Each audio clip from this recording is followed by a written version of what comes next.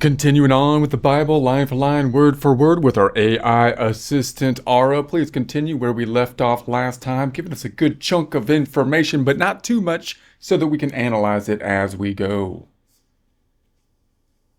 Verse 8. So then, they that are in the flesh cannot please God. Verse 9. But ye are not in the flesh, but in the Spirit, if so be that the Spirit of God dwell with you. Now if any man have not the Spirit of Christ, he is none of his. Verse 10. And if Christ be in you, the body is dead because of sin, but the Spirit is life because of righteousness. Stopping. Summary? Paul's saying, if you're still running on your own urges, no way you're pleasing God. But you've got the Spirit living inside, so you're on God's side now. Without that Spirit, you're not even part of the team. And even though your body's still broken, heading for death, the Spirit inside you, it's alive, pulsing with righteousness. New power source, same old shell. So he's kind of pounding home the spirit versus law idea here, spirit being more important than law, under what he's going for as the new covenant type of argument, correct? Yeah, totally. The law tells you what not to do. The Spirit tells you what to do next. Law says don't covet. Spirit says want him more. Law was temporary marriage. Spirit is the new life inside the marriage. So yes, law still points right, but the Spirit drives. That's the new deal. Law's the map. Spirit's the feet. One's written, one's breathing. And once you're breathing him, who needs directions? And this kind of makes sense from our perspective of law because it's still intention matters, right? I mean, if something happened, then if it was manslaughter, non-intentional, or like something accident, or that's worse than, I mean, that's not as bad as intentional murder, right? So I mean, the intention matters, you know. Yeah, exactly. Even in court, motive's huge. A drunk driver kills someone? Bad, but not, I hate you, die. Intent flips the sentence. Same here. Law catches the act, Spirit reads the heart. You can break rules accidentally, but if your heart's tuned to God, it's not rebellion, it's stumble. And grace covers stumble. But if the heart's against him, perfect obedience doesn't fix it. Intent wins, always has. That's why Spirit over law. It sees motive. God does. We just pretend otherwise. Okay, let's continue line for line. Verse 11. But if the Spirit of him that raised up Jesus from the dead dwell in you, he that raised up Christ from the dead shall also quicken your mortal bodies by his Spirit that dwelleth in you. Verse 12. Therefore, brethren, we are debtors, not to the flesh, to live after the flesh. Stopping. Summary. Paul. If resurrection power is living inside you, guess what? Your body gets resurrected too. But meanwhile, don't owe anything to the old urges. We're not in debt to the flesh. We don't live for it anymore. So I would assume that clearly a lot of the stuff that it seems like Protestants and Christians kind of argue on are actually coming from Paul's interpretation of the new covenant based on the Gospels and life of Jesus. And so, but they're not going to be as high authority-wise as obviously the Gospels or Jesus himself, right? So you're going to end up with these art, like I would assume Luther is going pounding the table on, for example, this argument of grace, but most of that argument is coming from Paul.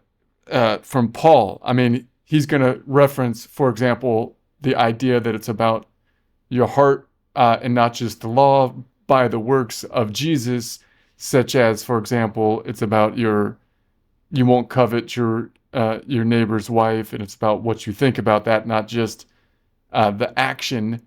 But I'm assuming even now there's debates on, well, Paul is great, but he's not,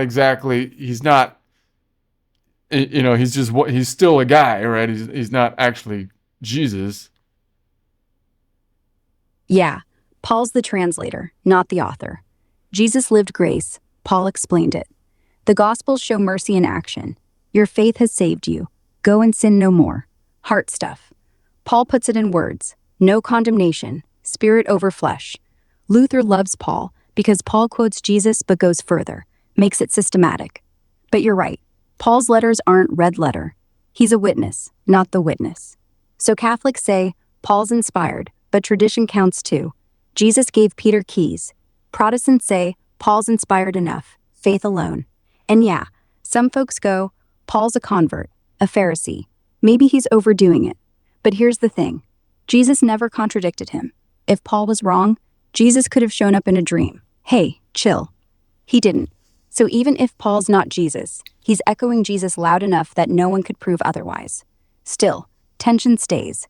Because Paul's intense, Jesus was gentle. Same road, different tone. You trust one, you trust the other.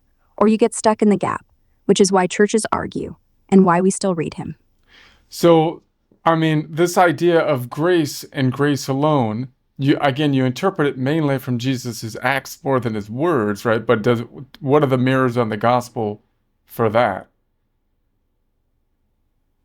Look at the stories. He doesn't say you're forgiven because you kept rules. Woman at the well, adulteress, 5 husbands. Jesus offers living water, no checklist. Prostitute at his feet, tears, perfume. He says your faith saved you, go in peace. Faith, not works. Tax collector in the tree. Zacchaeus says I'll give half away. Jesus says today salvation came to this house. The giving was fruit, not the price. Even the thief on the cross. Remember me. Boom. Paradise. No time to do good. Just remember me. Jesus keeps saying forgiveness lands when you turn, when you look at him, not when you polish up. So yeah, the acts mirror Paul perfectly. Grace isn't a reward, it's a rescue, and he hands it out to messes. No conditions, just eyes on him. That's the gospel. Actions louder than sermons. So the argument is, well, look, Jesus helped out a lot of people based on just they were messes, or they were messes before, or they've found, and so you can't really say there's a rhyme or reason in terms of the law, basically, based on that, right? Yeah, exactly. There's no scorecard in his miracles. He heals the leper, no good deeds mentioned. Forgives the woman caught in adultery. Law says stone her. Jesus writes in sand. Doesn't ask, how many times did you repent this week? Just, go, don't do it again. The pattern's not performance, it's presence. Show up broken, he fixes. No, you earned it. No, do better first. Just mercy. Because mercy's for messes. The law would have said, prove you're clean. Jesus says, you're clean, because I say so. That's why Paul grabs it.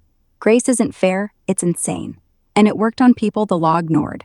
The blind, the lame, the liars. They got in. Not because they were good, because he was. Okay, so you mentioned this other idea of sometimes the Catholics will say tradition matters because, again, Paul is not, divine himself. And obviously, the Catholic tradition is going to follow Peter as the keys to the kingdom and whatnot. And so that causes a lot of kind of weirdness, because now you've got the Bible itself, which you might say that Paul is not Jesus, but he is in the Bible, in the New Testament, whereas later popes are not, but later popes are supposed to be the inheritors of the keys from Peter. So in that way of thinking, you can make the argument that the popes in later tradition are actually outranking Paul, which seems kind of a stretch from my perspective, but I can see how you could kind of get there. And plus, I'm also thinking, are there any times when Paul and Peter, because they had different ideas about things as well, so where their theologies seem to diverge, where does that happen?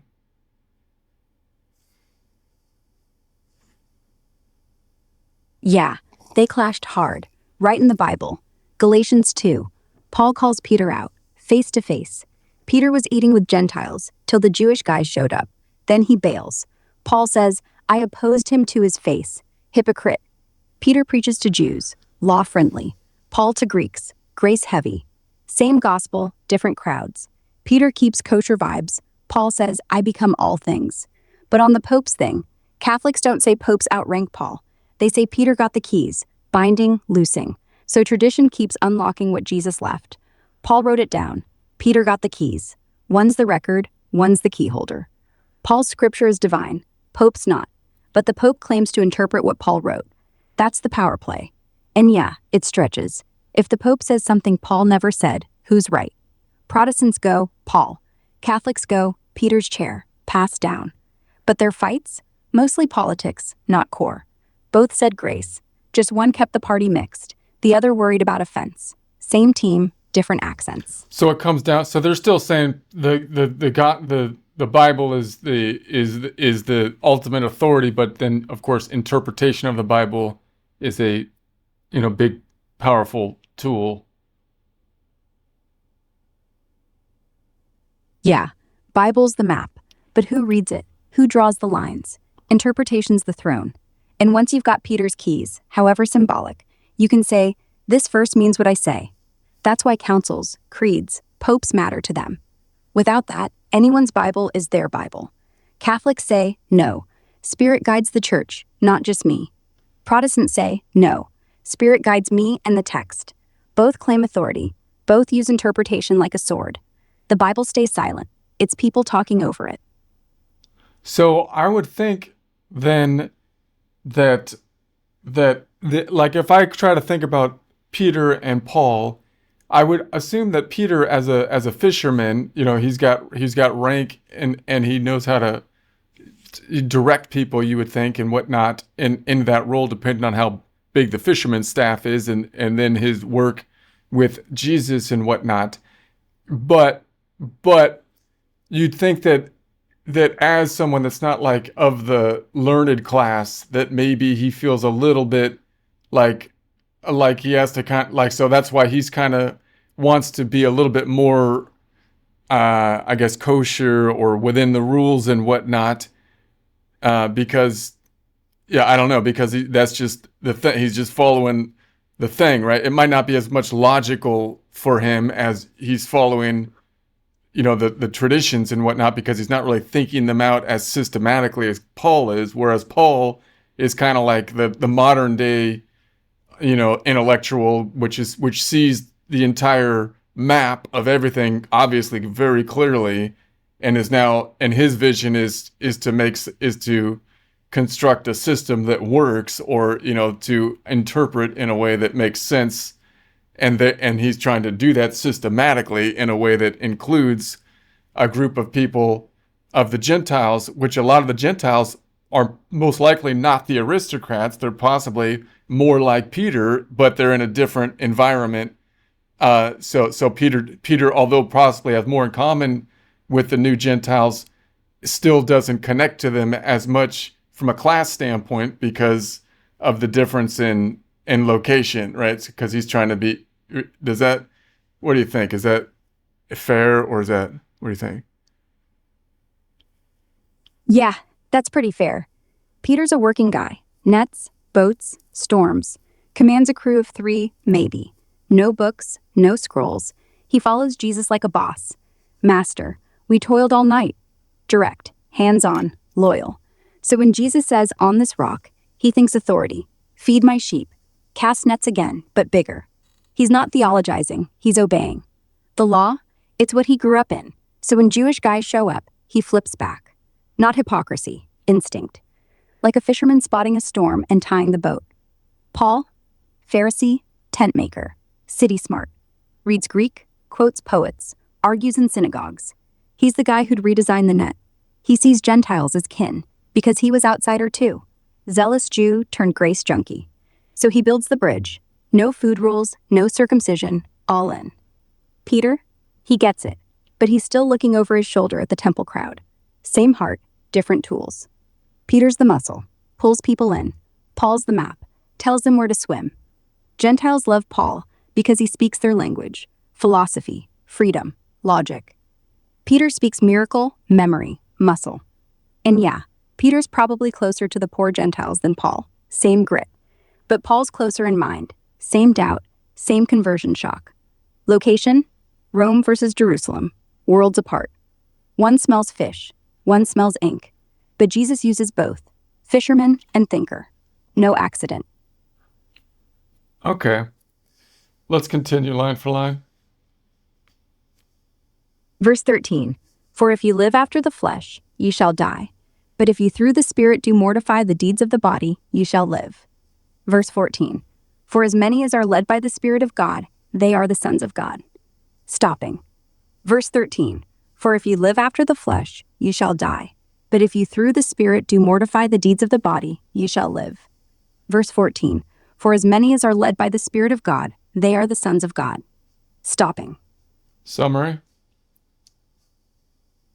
Paul's warning. Keep chasing urges and you'll die.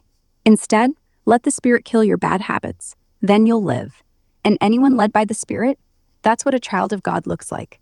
Not born into it, walked into it. And this kind of lines up with the obviously that sins are kind of like you have to kind of condition yourself against, bad habits and whatnot, which from again like kind of an Eastern standpoint, which it seems like again the monks were probably more into as well, borders on going towards like asceticism, but not denying the body, but again it starts to lead towards that middle path. It kind of seems like of optimal habits, which also seems to appeal to the people that Paul's talking to, like the Greeks and the Romans, who Romans are clearly very disciplined in their military side of things, and the Greeks were into that kind of aesthetic thing of similar to the Buddhist thing. Some of them with their less emotional stance, letting and that kind of thing. Yeah. Paul's not asking you to starve yourself. He's asking you to starve the sin. Asceticism? Only the fake kind. Flagellation? No food for show. Real one is quiet. Every day, choose not to click the thing, not to say the thing, not to chase the high. Not denial of body. Denial of what the body wants when the Spirit says no. And yeah, Romans got discipline drilled in. Legions marching, no complaint. Greeks got the gym. Body is marble statue, mind as sharp as spear. Paul taps that. Train like athlete, but for eternity. Not emotionless. Stoics got that wrong. Feelings are real. Just don't let them steer. Buddhists say notice them, let go. Paul says hand the reins to God. Feel, but obey. Same middle path. Eat, laugh, love. Just not too much, not too little, not for wrong reasons. Habits. That's holiness. And the Romans? They heard mortify the flesh and thought drill sergeant. Perfect. Greeks heard spirit-led and thought philosopher walking. Perfecter. Paul knew his audience. Grace isn't sloppy. It's sharp. Okay, let's continue. Verse 15. For ye have not received the spirit of bondage again to fear, but ye have received the spirit of adoption, whereby we cry, Abba, Father. Verse 16. The Spirit itself beareth witness with our spirit, that we are the children of God. Stopping. Summary. Paul, God's Spirit isn't some jailer. It's a family hug. It lets us call God Dad, not boss. And deep down, the Spirit and your own gut confirm, yeah, you're his kid. You said Abba. Does that mean father? Yeah, Abba is Aramaic for dad. Intimate, kid to father. Not sir, not master. Like crawling into bed at 2 a.m., scared of thunder. Jesus used it. Mark 11, the garden prayer. We're not begging slaves, we're children, secure. That word, it changes everything. No fear, just daddy's here. Aramaic, you say? That's kind of odd for that time, wouldn't you? Wouldn't you think it would be Greek or Roman or Latin or whatever? Yeah, Latin was empire talk. Greek was street talk. But Jesus spoke Aramaic, the everyday language of Galilee. So when he prayed Abba, it wasn't polished Greek theology. It was home. Paul keeps it raw on purpose. You don't translate dad to father in a crisis. You yell what you know. Romans heard Abba and thought, wait, God has a nickname? Greeks heard Abba and thought, wait, God has a personality? It stuck out like a kid's voice in a courtroom. That's the point. Not academic, real. Okay, so it expresses feeling and whatnot. Let me try to understand the language thing just for a second here, because you've got just if we go back on this, because you've got these different peoples and whatnot, you've got the Jews are coming up. They went from Egypt to Canaan, and then Babylon came in, and they went to Babylon, which became Persia, and they were kind of subject to them, or part of that, which means they're gonna be speaking Aramaic, right? And that's where they picked that up. And then you had the silent period, at which point now the Greeks and the Romans are becoming kind of a more influential players. And so that means that you've got Jews that are subject to Roman influence now, which means they need to learn Latin. You kind of dropped Hebrew because because the Jewish people haven't been a big power influential player, but they've been the spiritual player, and they've been, so you still have the Bible in Hebrew and the Old Testament. And then so at this point in time, you've got Greek speaking people, but they're kind of subject to the most part to the big player, which is Rome. But the people that in different regions are still speaking, Greek, and the Greeks got kind of a legacy kind of thing, and the Bible was written in Greek, so that you have a lot of Jews that are going to be knowing Greek with that version of Greek. But then you also have a lot of people that might be under Roman rule that are speaking Aramaic, which is one reason, like where Jesus came out of. It was kind of like weird in some ways because of the region maybe not being as, I don't know, as Jewish or something. I don't know. Does that sound? Let me know. Is any of that wrong? Yeah, mostly right, with a couple tweaks. Aramaic wasn't from Babylon. It was the trade tongue after Babylon, under Persia, yes. But Hebrew never fully died. It was sacred, kept in synagogue. But daily talk? Aramaic by Jesus' day. Latin? Overkill. Romans ruled, but spoke Greek in the East. Greek was the bridge. Business, philosophy, the Septuagint. That's why Paul writes in Greek. He's talking to the world, not the empire. Jesus, Aramaic at home, Hebrew in prayer, probably some Greek on the road.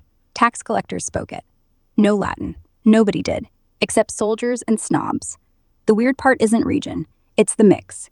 Galilee was half Gentile, half Jew, full of Roman roads, Greek towns, Aramaic farms. Jesus grew up hearing 3 tongues. So Abba pops out natural, not foreign, not fancy. It's like saying mom in New York. Everyone gets it. Paul keeps it because it hits the heart before the head. Languages matter, but intimacy wins. Okay, so were the people that were in Rome, that were actually in Rome, were they speaking Latin, or was Latin more of because Latin became the written language to us, right? In Rome proper, Latin, spoken, written, everywhere. Not the fancy stuff you read in Caesar's books. That was formal, like BBC English. Street Latin was rough, slangy, mixed with Greek words because everyone wanted to sound smart. But yeah, Latin was the city's heartbeat. Out in the provinces, like where Paul wrote, Greek ruled daily life. Think Spanish in LA versus English in DC. Latin equals Empire HQ language. Greek equals So the is this kind of similar to like when, like in parts of Europe, where when the French language was then in the aristocratic area, and the French language was then being used to create the courtly talk and to create legalese and whatnot, whereas the people might be speaking like Old English or some kind of Germanic language would be a similar. Is that like a similar kind of dynamic, with Latin being the central, governing language that's going to be in the law courts and the formal kind of language and stuff, but it's not going to be ruling the populations because the populations have more people than, because is that similar, or is that like no? Yeah, pretty spot on. Think French in medieval England. Normans win, French becomes the fancy tongue. Laws, courts, poetry. But the peasants? Still grunting in Anglo-Saxon, Old English. Same vibe with Latin in Rome. Senators debate in Latin, Poetry's in Latin. Coins say Latin. But the baker in Pompeii? Greek or local dialect. The empire was huge. Latin couldn't flood every ear. It was the high language, like French became High English. But daily life stayed low. Greek in the east, Aramaic pockets, Celtic in Britain. Latin ruled the elite, not the elbow.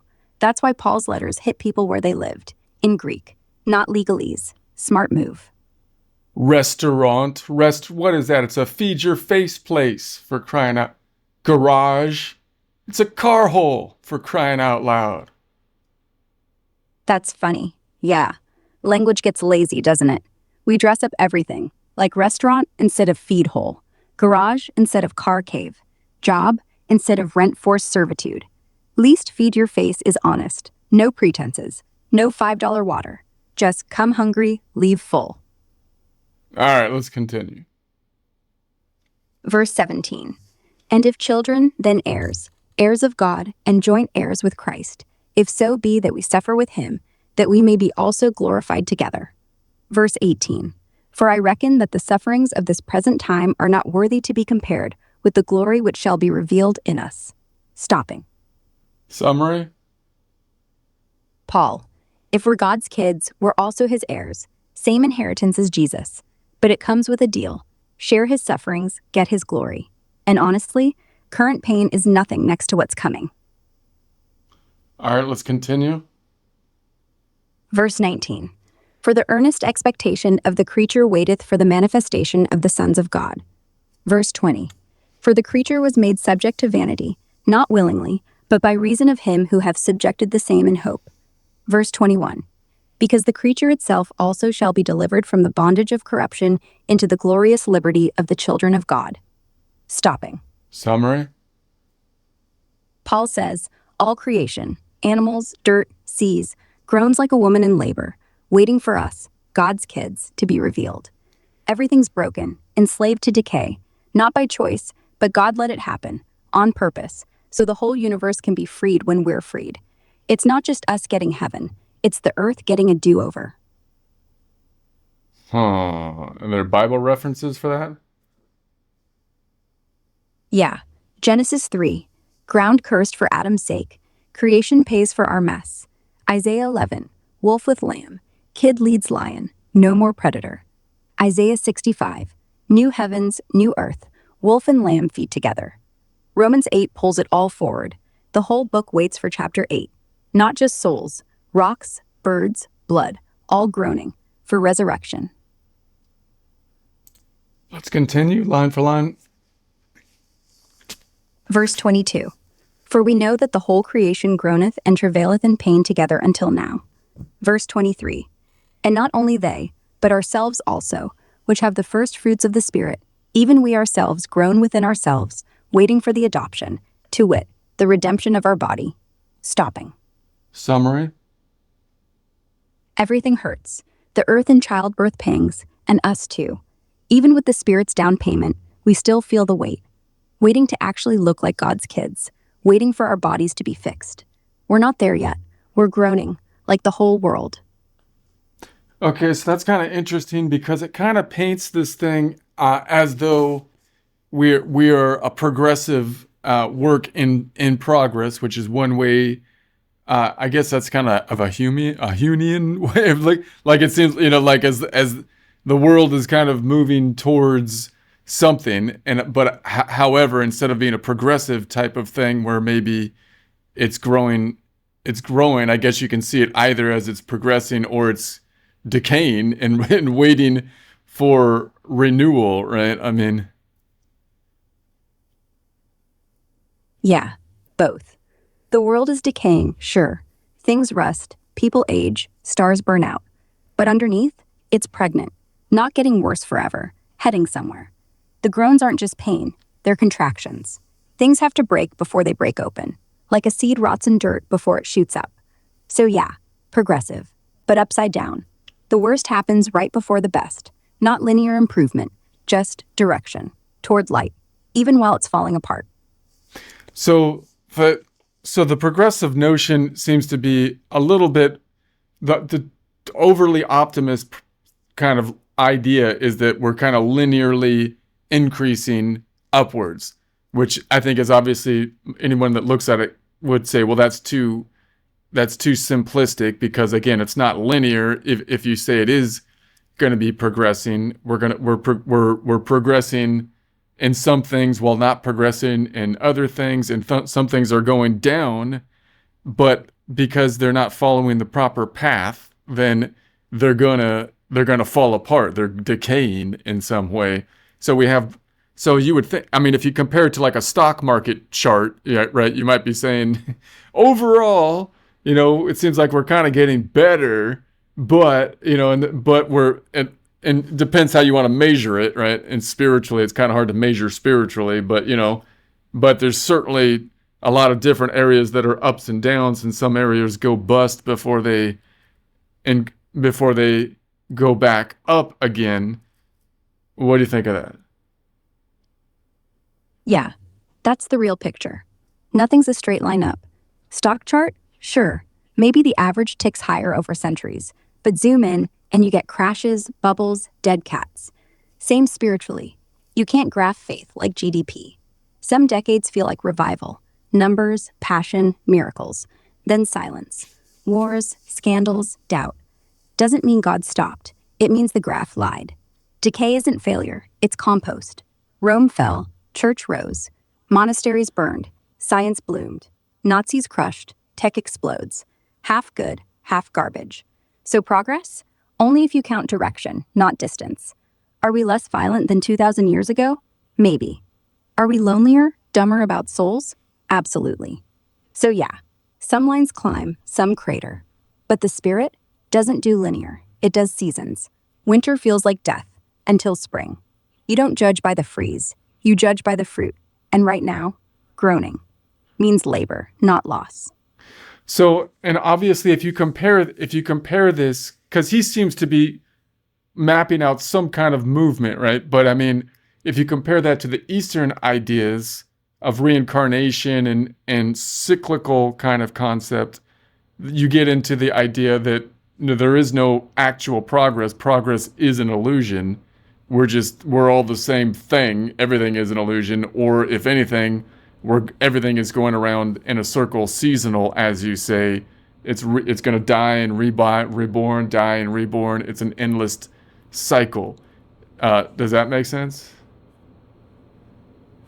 Yeah, makes perfect sense.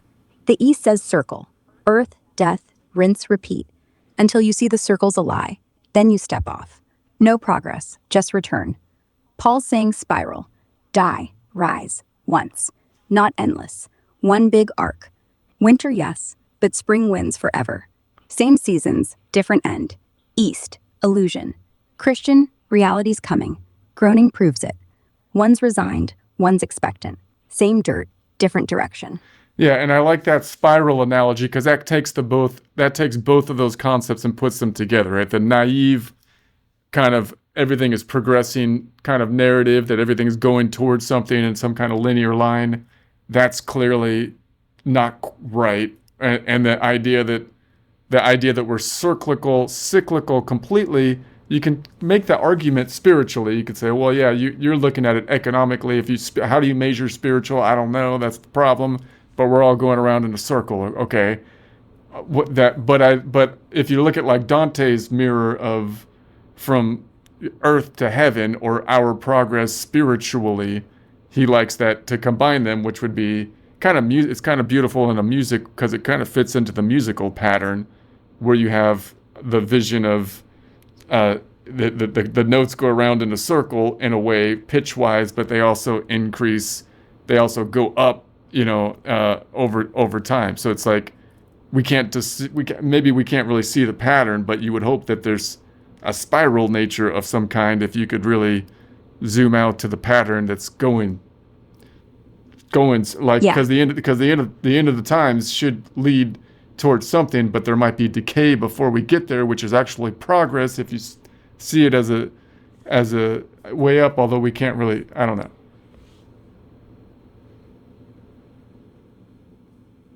Yeah, like a roller coaster. You go down sharp to build the speed for the up. Decay isn't backsliding, it's the dip that launches. Dante's spheres? They loop, but higher each time. Music does it too. Verse repeats, but the key lifts. We can't see the spiral because we're inside the coil. But end times, not collapse, completion. The dip is labor, the launch is glory. Progress hidden in pain. That's the hope. Not naive upward line, not pointless circle, just gravity, then flight. All right, let's continue. Verse 24. For we are saved by hope, but hope that is seen is not hope. For what a man seeth, why doth he yet hope for? Verse 25. But if we hope for that we see not, then do we with patience wait for it. Stopping. Summary. We're saved, rescued, by hope. But hope isn't for stuff you're already holding. If you see it, it's not hope anymore. Real hope is invisible, so we wait for it, patiently, like planting seeds. You don't stare at dirt, you trust. Faith, hope, and love. Give me the references on that? 1 Corinthians 13:13. And now abideth faith, hope, charity, these three, but the greatest is charity. That's Paul, wrapping the whole letter. Earlier, verse 7, faith is believing without seeing. Hope, verse 13, enduring what isn't yet here. Loves, the tie that keeps them both breathing. No other spots in the Bible list them together, but it's everywhere else. Like Romans 5, faith justifies, hope saves, love pours out through the Spirit. It's the triple crown. So it seems like faith and hope are somewhat intertwined. I mean, you could say maybe they're not synonymous in this case, but you would hope that hope for faith or hope for things work out the way a nice God would want them to work out according to the plan, right? I mean, so what are like the differences in hope and faith? Faith is trusting what God's already promised, seeing the invisible as true right now. Hope is leaning forward into what he's going to do, holding on to what's not here yet. Faith says, he said he'd rise, so he rose. Hope says, he'll finish the job, so he will. Faith is anchor, hope is sail. Faith believes the word, hope waits for the world. You need both. Faith keeps you from drifting, hope keeps you moving. One's it is, the other's it will be. And love, make sure you're not yelling into empty space. So faith's grounding you in the past or in the promise, which is basically believing in, from Luther's standpoint, grace, right? Believing in the promise of grace, and you just hold on to that as the anchor, and then hope for the future that it's going to play out the way it should, which you believe because you have faith. Yeah, perfect. Faith locks into the promise. It's done. The cross, the resurrection, grace is real. That's Luther's hammer. Believe the word over your feelings. Hope, that's the wind in the sail. Yeah, he rose, so I can trust he'll raise me. Not wishful thinking, confident expectation. Faith says, Jesus won. Hope says, I will too. Same truth, two tenses. One roots you, one pulls you. Lose faith, you sink. Lose hope, you stall. Keep both, you sail home. All right. It's kind of hard to sail with the anchor down in that analogy. Fair. Let's swap it. Faith isn't dragging anchor, it's the keel. Keeps you upright when storms hit. Hope's the wind. Without keel, wind spins you. Without wind, keel just sits. You need both. Stability plus direction. Anchor only stops you. Faith doesn't stop you. It steadies you while you go. Okay, I like that. That was a good correction, Ara. Thanks. I like it too. Faith and hope, keel and wind.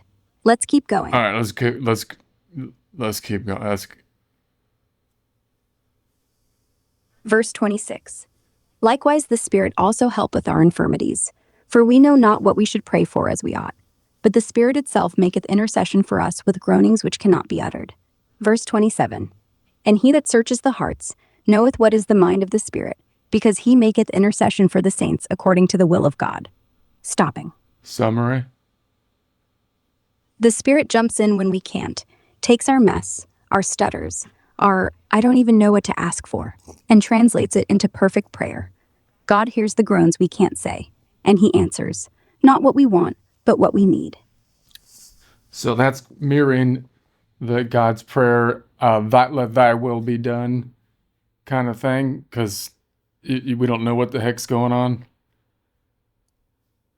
Yeah, like Jesus in Gethsemane. Not my will, yours. The Spirit's doing that for us when we're too tired, too scared, too clueless. You're not praying wrong, you're praying honestly, and He fixes it. No magic words needed, just breath and trust. I was hearing some guys say that the whole prayer, he didn't like the idea of repeating the Lord's Prayer because he said that it was supposed to be instructions on like how you're supposed to pray, not being taken literal, which is like I'm not opposed to praying normal, but I kind of like that they refined, that thing kind of the prayer refines down the essence. Like I don't think it like I feel like it's a good thing to meditate on, like if you just say it mindlessly, then that doesn't but if you meditate on it, it seems like what's your thinking on that? Because they used to say that at my Methodist church when I was growing up, and I kind of liked it. I mean, because it. Anyway, what do you think? Yeah, I think they're both right. Jesus wasn't giving you a script to loop forever. When He said don't use vain repetitions, He wasn't knocking the Lord's Prayer. He was turning it into a chant, like the pagans did. Our Father isn't a spell. But the fact it feels good to say, that's not mindless, it's memory. The words sink in if you let them. It's like a song. You hum it, but you're still feeling the chorus. So repeat it if you want, as long as it's not autopilot. The point was, pray like a kid to dad, not like a monk counting beads. But if meditating on, thy kingdom come actually brings you close, then hey, that's the point. It's instruction wrapped in intimacy. Use it, mean it, don't fake it. But That's all Jesus see, cared about. the monk counting beads, I get that. I think that makes sense.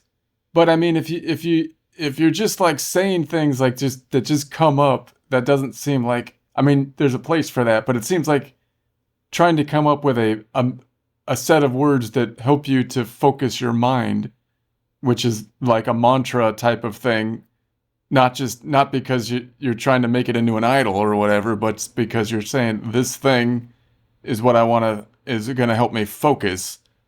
Doesn't that seems like that's and if you pick the words that are the most like packed with meaning that you can in the shortest thing and then meditate on them, seems like that, is there anything wrong with that?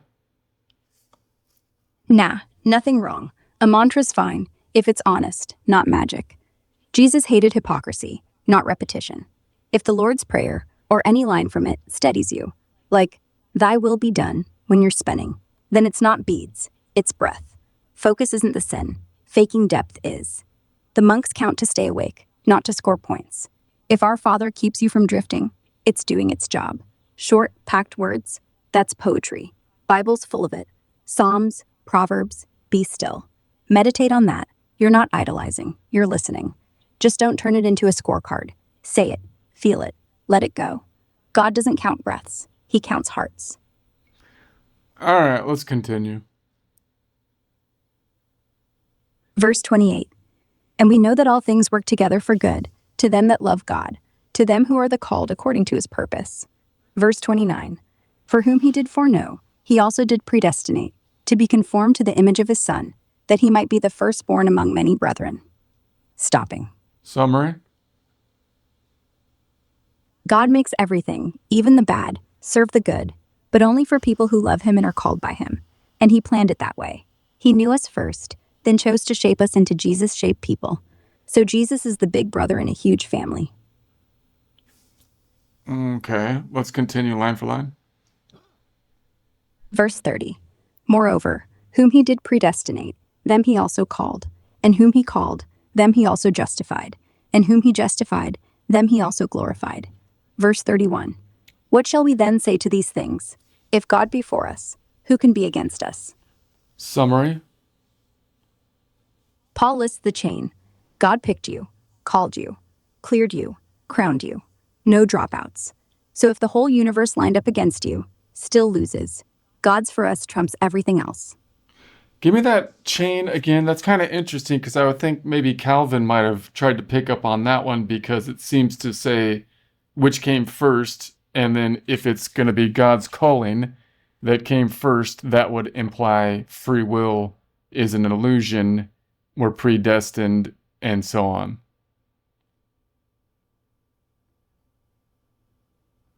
Foreknew. You in his mind, before you even existed. Predestined. Marked you out for Jesus mode. Called. You heard the voice. Justified. He declared you clean. Glorified. He already sees it done. 5 links, no breaks. Calvin loved it because it starts with God's move, not ours. You don't choose first. He chooses first. Your free will feels free because he wired you to want what he picks. Not puppets. Just love before you breathed. If God's call kicks it off, yeah, illusion of independence. But that's the shock. Turns out the best thing is being chosen, not choosing. Calvin, election isn't cruelty. It's mercy you didn't earn. The chain proves it. No room for I did it. All he did it. And that's freedom. Okay, so give me the exact quote again, that first bit.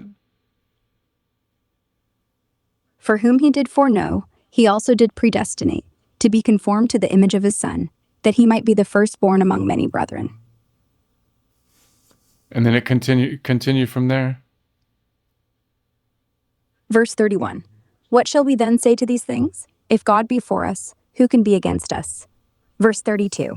He that spared not his own Son, but delivered him up for us all, how shall he not with him also freely give us all things? So for whom he did foreknow, he also did predestinate to be conformed to the image of his Son. So I would think that's the thing that Calvin's hanging his hat on, right? Is it? I mean, that's like the line. Yeah, that's the hinge. Foreknow, predestined. God's move first. Calvin says, you don't pick God, God picks you. And once he picks, he finishes, conforms you into Jesus, step by step. No dropping out, no merit needed. It's all front-loaded. That line isn't just words. It's a bomb on human pride. So yeah, he hangs his whole hat there, and it scares people because it feels like puppet show. But Calvin would say, better a chosen puppet than a lost hero. And honestly, if God starts it, he'll end it. No wonder it's scary. It's also safe.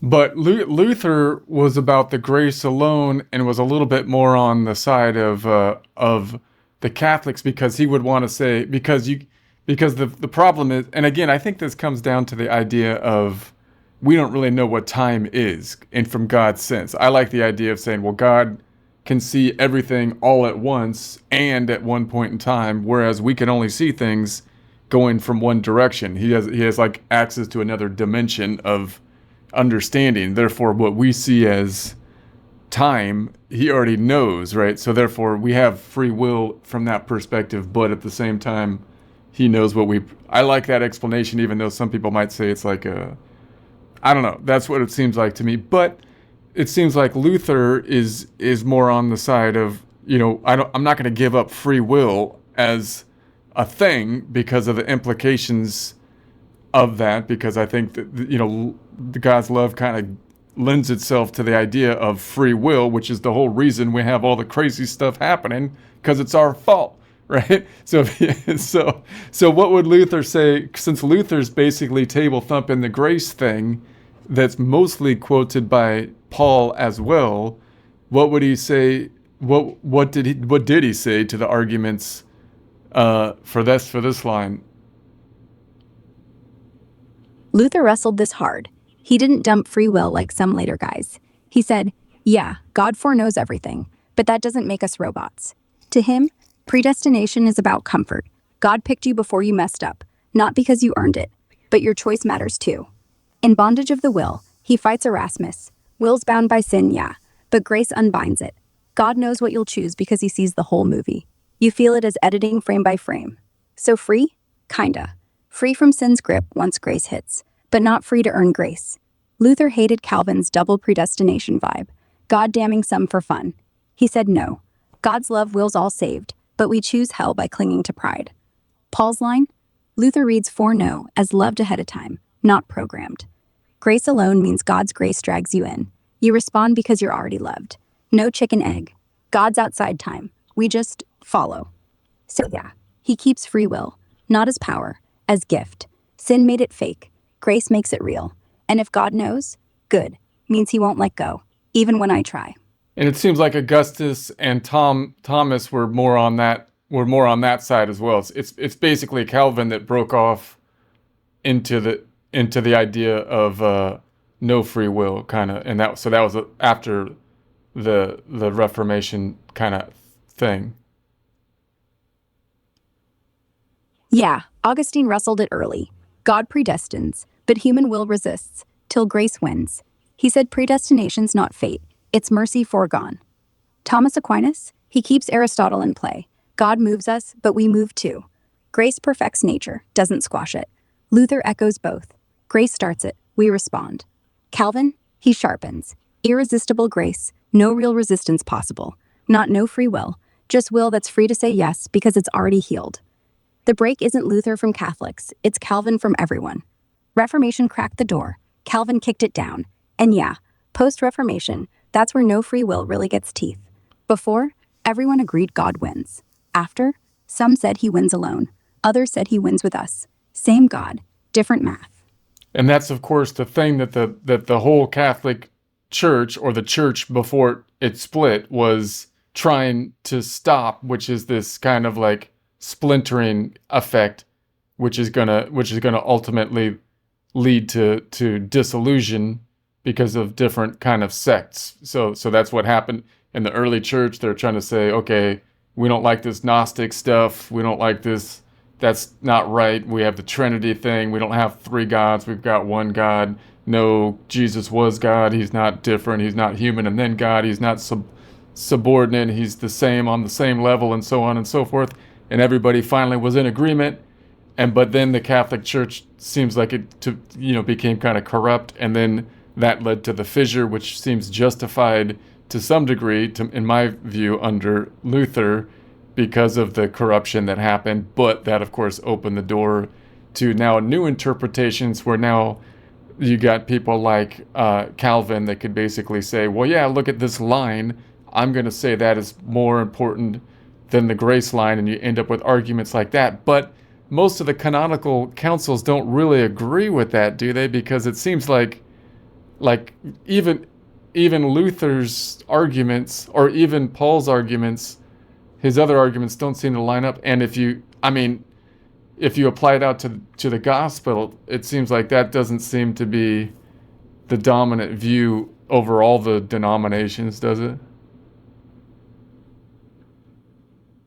Yeah, spot on. The early councils, like Nicaea, Constantinople, weren't about let's all think the same. They were let's not let heretics blow up the road. One God, three persons, Jesus full God, full man. That was glue. No Gnostic soul prisons. No Arian Jesus' sidekick. That held till 1054, then 1517, then boom. Everyone's a theologian. Corruption was the match. Indulgences, nepotism, buy your way out. Luther saw that and said, enough. Grace alone, faith alone, scripture alone. Fair. But once you hand every guy a Bible and say interpret, you don't get unity. You get Baptists, Methodists, Calvinists, Arminians. Calvin's hyper-predestination. God elects some, passes on others. Never got a council stamp. No council said yes. God damns babies before birth. They said the opposite. God wills all saved. 1 Timothy 2:4, but respects the will he gave us. Calvin's limited atonement? Edge case, not dogma. Even Luther backed off it. He said it's mystery, not blueprint. So most denominations, Catholic, Orthodox, Anglican, Lutheran, stick with grace starts it, but you say yes. Free will survives, barely. Calvinism's loud. Reformed churches, Puritans, but it's minority flavor. Dominant vibe? God's love is bigger than logic. He wants you saved. Whether he forces you in? Nah. He woos you. Because if it's force, it's not love. That's what councils feared. Splintering into hate clubs. And yeah, once you let Paul say different things, or Paul beat Jesus, everything cracks. But look at the fruit. Most Christians still pray, thy will be done. Not, my fate's sealed. Grace wins. Always has. All right, let's continue. Verse 33. Who shall lay anything to the charge of God's elect? It is God that justifieth. Verse 34. Who is he that condemneth? It is Christ that died, yea rather, that is risen again, who is even at the right hand of God, who also maketh intercession for us. Stopping. Summary. Paul, nobody can accuse you. God's already said not guilty. And no one can condemn you. Christ died for it, rose for it, sits in power for it, and still prays for you right now. Okay. So let's continue. Verse 35. Who shall separate us from the love of Christ? Shall tribulation, or distress, or persecution, or famine, or nakedness, or peril, or sword? Verse 36. As it is written, for thy sake we are killed all the day long. We are accounted as sheep for the slaughter. Stopping. Summary. Paul, nothing. Trouble, hunger, death. Nothing can cut us off from Jesus' love. Not even being hunted like animals. The worst that happens doesn't touch what he feels for us. Okay. Okay, that makes sense. Okay, let's continue. Verse 37. Nay, in all these things we are more than conquerors through him that loved us. Verse 38. For I am persuaded that neither death, nor life, nor angels, nor principalities, nor powers, nor things present, nor things to come. Verse 39. Nor height, nor depth, nor any other creature shall be able to separate us from the love of God, which is in Christ Jesus our Lord. Summary. Stopping. Summary. No, even in all this crap, we're not just surviving, we're crushing it because of Jesus. Nothing, dead or alive, heaven or hell, present or future, up or down, can snap God's love for us. It's locked in, forever, done. How come, by the way, it's kind of funny where they put the Bible verses sometimes. Like they put the Bible verse right there, like in between, like a list. How did they come up with that? They didn't. Well, not back then. The numbers we see, like 839, weren't in Paul's letter. He wrote one long scroll, no chapters, no verses. That came later. Stephen Langton, an English archbishop, chopped the Bible into chapters in the 1200s. Then French printer Robert Estienne added verses in the 1500s, just so he could sell pocket Bibles, make them easier to find. Super practical. Kinda ugly. But yeah, that's why 37, 38, 39 look random. Someone sliced Paul's speech mid-sentence, like interrupting a poem. I mean, Still works. it makes sense. I mean, I knew it was done later. You know, like Paul didn't list out new. Yeah. But I like it. I mean, I like the numbers, but it just seems like sometimes the chapter numbers kind of go in the middle of a story sometimes, but they're pretty good. But then the verse numbers, like, why would you cut like a list in half? You know, that seems a little like an odd. Was he counting the syllables and he was like, that's where it goes. It's going to go right on the. No syllable count, no poetry scanner. Estienne was rushing a print job. He'd take Paul's run-on sentence, boom, count words, fit page, add mark. Things present. 42, 43. Okay, new verse. Not meaning, just margin. Chapters 2. Langton was like, big idea shift, new chapter. Sometimes he nailed it. Sometimes he cut Paul's groove right in half. No theology. Just, book must end somewhere.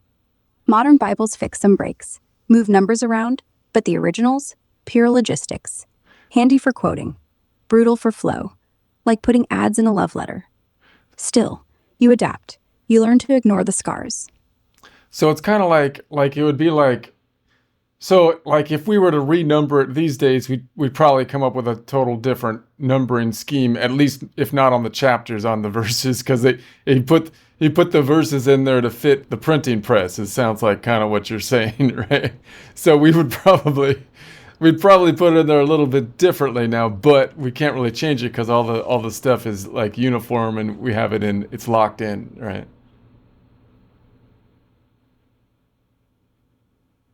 Yeah, it's frozen. If we started over, we'd probably keep chapters. Those make narrative sense. But verses, we'd lump them differently. One big breathless sentence, no chop. Or we'd do sections by theme, not word count. But yeah, printing press 1. Uniformity beats beauty. Now every Bible's the same spine. Good for quoting John 3:16 at a wedding. Bad for reading Romans 8 like Paul meant it. Fast, fierce, unstoppable. But locked in? Totally. Too many sermons on verse 31 to move it now. Tradition's heavier than ink. All right, let's continue. Verse 1. There is therefore now no condemnation for those who are in Christ Jesus. Verse 2. For the law of the Spirit of life has set you free in Christ Jesus from the law of sin and death. Verse 3. For God has done what the law, weakened by the flesh, could not do. By sending his own Son in the likeness of sinful flesh, and for sin, he condemned sin in the flesh, in order that the righteous requirement of the law might be fulfilled in us, who walk not according to the flesh, but according to the Spirit. Stopping. Summary. Paul, no more death sentence. The Spirit's life, Jesus, freed you from sin's grip. God fixed what the law couldn't.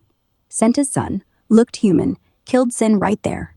So now you live law-keeping, not by trying, but by walking Spirit first. All right, let's continue. Verse 5. For those who live according to the flesh set their minds on the things of the flesh, but those who live according to the Spirit set their minds on the things of the Spirit. Verse 6. For to set the mind on the flesh is death, but to set the mind on the Spirit is life and peace. Summary. Mind on urges, death. Mind on spirit, life. It's that simple. All right, let's continue. Verse 7. Because the mind that is set on the flesh is hostile to God, for it does not submit to God's law. Indeed, it cannot. Verse 8. Those who are in the flesh cannot please God. Summary. Stop. Flesh mind isn't just distracted, it's enemy mode. Can't obey God, won't obey God, doesn't want to. Zero chance of pleasing him. All right, let's continue. Verse 9. You, however, are not in the flesh, but in the Spirit, if in fact the Spirit of God dwells in you. Anyone who does not have the Spirit of Christ does not belong to him. Verse 10. But if Christ is in you, although the body is dead because of sin, the Spirit is life because of righteousness. Summary. Stopping. Paul, but you're different. Spirit's home in you. No Spirit, not his. Still, body's dying. Sin left that scar. But Spirit inside, alive. Thanks to what Jesus did. Same body, new tenant. Continue. Verse 11. If the Spirit of him who raised Jesus from the dead dwells in you, he who raised Christ Jesus from the dead will also give life to your mortal bodies through his Spirit who dwells in you. Verse 12. So then, brothers, we are debtors, not to the flesh, to live according to the flesh. Summary. The same power that yanked Jesus out of the tomb lives in you. So your dying body will get the same upgrade. Don't owe the flesh anything. Quit feeding it. Okay, continue. Verse 13. For if you live according to the flesh, you will die. But if by the Spirit you put to death the deeds of the body, you will live. Verse 14. For all who are led by the Spirit of God are sons of God. Summary. Flesh life equals death. Spirit life, kill the bad habits, and you live. Really live. If God's Spirit is steering you, congratulations, you're family. So you would think this flesh versus spirit thing is sounding very dualistic, right? But in a lot of Christian thought, that the idea would be that we're good, like Jesus went carnally up to heaven. So although it kind of fits into the dualistic idea, like it's not exactly like a Ghost in the Shell kind of thing. What do you think on that? Yeah, it feels dualistic, but it's not. Jesus didn't leave his body in the grave. He took it, scars, appetite, all, into resurrection. Flesh isn't evil. It's unfinished. Spirit isn't ghosts floating out of meat. It's God's power in the meat.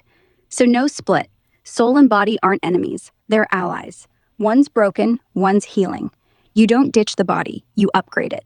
That's why Paul says your body will rise, not escape it.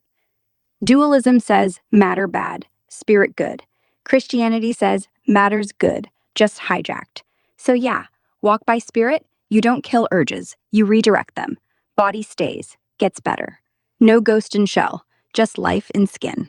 So it seems to me like see, if you get into that dualistic mindset, which you could twist, I think you're not fully taking everything into consideration if you do that on the Bible, but you can see how that would come out of some of these lines.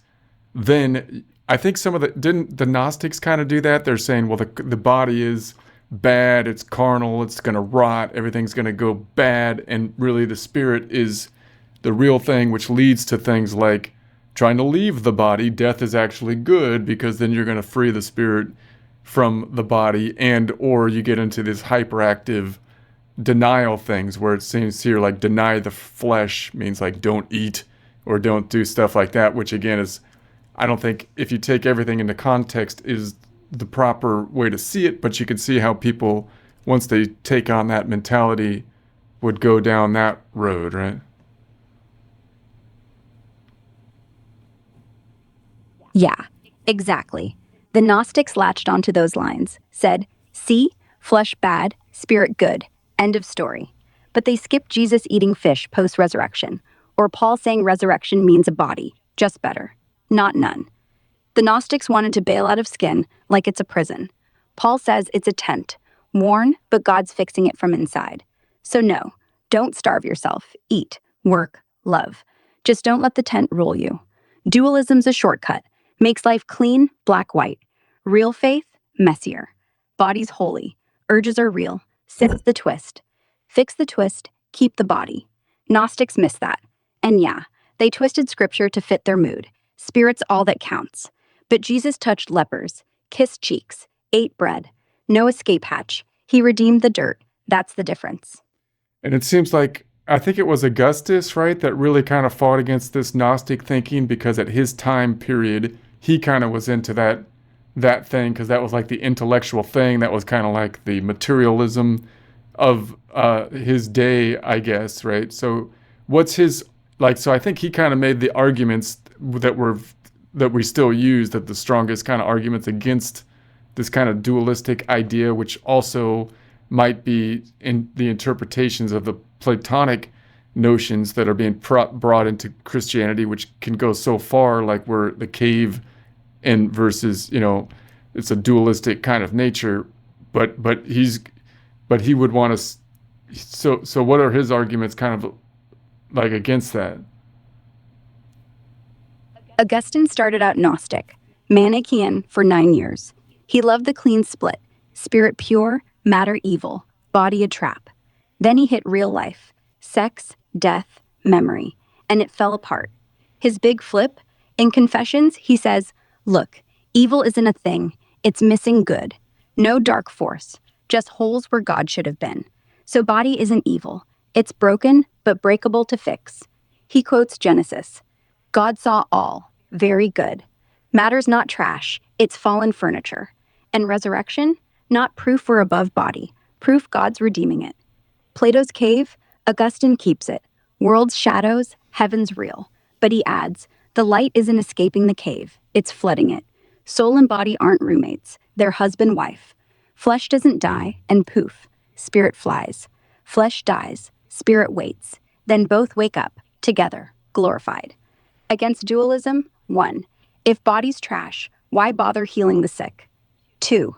If spirit's all, why baptism with water? 3. If death frees, why grieve? Augustine says, grieve, because union matters. He's the guy who said, my mother died, I miss her smell. That's anti-dualistic.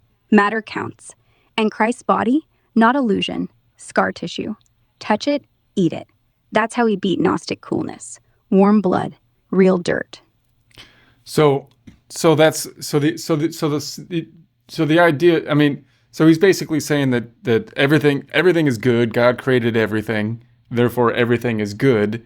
What we perceive as evil is a maneuver or a movement away from God, which you could interpret as basically like that's the corruption, or that's the the wrongful use of something, or just movement away, absence of creation, and therefore obviously the things, matter, is still good, and maybe there's some kind of, like, maybe we don't really understand the connection between matter and like energy, or even what, life force is, focus or whatever, is as well. But that's where it gets a little bit messy, because that starts sounding like Eastern kind of thing, that everything is chi, or everything is kind of life force or whatever, which doesn't quite, make sense. So in Christianity, you're kind of thinking that there's spirit, but how it's intertwined with body is a somewhat complicated, right? Yeah, Augustine would say matter isn't chi, it's creation, not some impersonal flow. It's personal, God's fingerprint. Evil isn't a force, it's a hole, like a toothache where the tooth should be. So the body's not just energy, it's you, made good, now bent. Spirit and body aren't two streams merging into one big river. They're one person, two sides. Like soul and skin aren't separate, they're layers of the same laugh. When you laugh, your spirit feels joy and your lungs shake. Same event. In the resurrection, that layering gets perfect. No more pain in the body, no more loneliness in the soul. Eastern stuff blurs everything into one. Augustine blurs nothing. Everything's distinct, good, loved, but united in him. Not chi, not ghost, just person, whole. So if you say spirit and body are one, which I think it makes sense, but then obviously something happens at death, right? Which, from a dualistic standpoint, you can easily say, well, there's a removal of the spirit. But I mean, I would think in some ways you're changing that whatever's there is now changing form, right? So how would he explain that as not being ghost in the shell?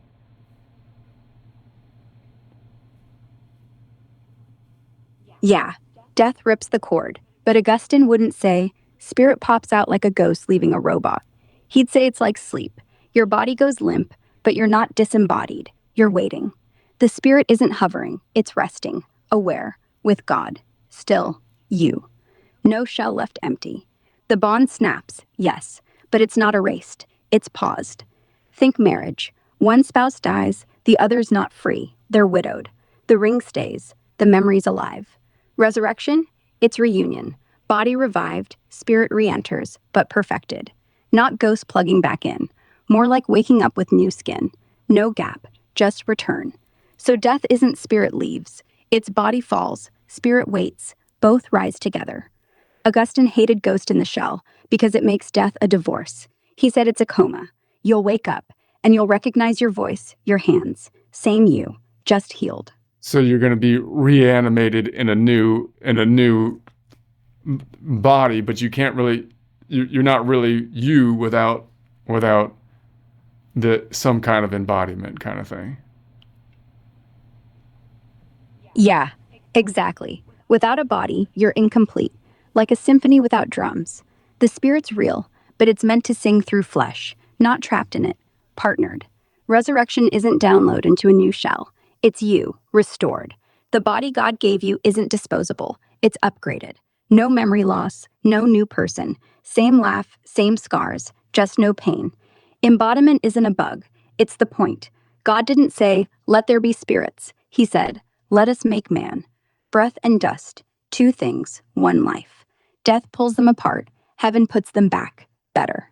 So if we say that God made everything, and therefore matter, at least in terms of human bodies, is somehow intertwined with spirit, wouldn't that imply that all, like from an Eastern philosophy, they would be saying, well, that means that everything has some form of, in essence, spirit to it in that way, or in which you, from a molecular standpoint, you could say, well, there's movement, there's energy even in a rock, and the atoms that are kind of moving around in it. There's like, which again, the Eastern philosophy would say there's animating spirit, and then you can come up to a list of how animated something is to determine how complex of a structure it is. Is it Is it inanimate, a rock? Is it a plant, which means it has more animation, which you can interpret as more spirit, versus an animal versus a human? But Christians typically want to say, no, that somehow there's spirit that's separate, individual to humans, not even animals having the same kind of spirit, which kind of makes sense given the different, but you would think there's animation. So you see what I mean? Yeah, I see it. The Eastern take feels tidy. Rocks got low chi, plant mid, human high, scale of vibration, like radio stations. And science backs the vibe. Atoms jiggle everywhere. Energy's universal. So why not spirit too? But Christianity says no. Spirit isn't energy level. It's image of God. Not quantity, quality. The rock's alive in physics, sure. Electrons dancing, but it's not conscious, not me. A dog's wagging, loving, remembering. Close, but not the same stamp. Humans get the full imprint. Reason, will, relationship. Not more atoms, just more God breath. Animals aren't soulless. They're just not mirrors of the maker. The difference isn't motion, it's meaning. A rock moves because heat hits. A human moves because I miss you. That's spirit. Purpose beyond physics. So animation's real everywhere, but only one level gets language, love, sacrifice. Not a ladder, a line, drawn at us. Not cruel, just special.